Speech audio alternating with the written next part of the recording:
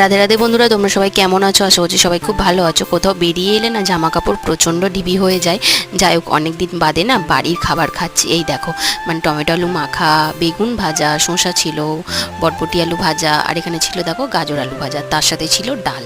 ঘরের খাবার খেয়ে একটু তৃপ্তি ভরে মন হলো। আর কি দেখো, সন্ধেবেলাও ও না টিউশনিটা পড়িয়ে দিচ্ছিল। রাত্রেবেলা আলু সিদ্ধ ভাত দিয়ে খেয়ে নিলাম। আজকে মানে সেদিন না সারাদিন নিরামিষই খেয়েছি, কারণ পরের দিন যেহেতু সরস্বতী পুজো, তাই।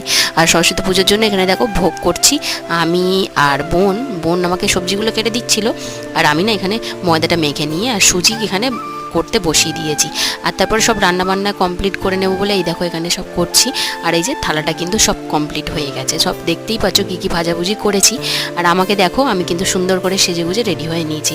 যেহেতু বাড়ির মন্দির প্রতিষ্ঠার পুজো আর তার সাথে প্লাস সরস্বতী পুজো হচ্ছে, তাহলে তো অনেক কাজেরই চাপ। তো যাই হোক, সবাই মিলে এবার অঞ্জলি দেবো। আজকের মতো এতটুকুই, টাটা। কেমন লাগলো জানিও।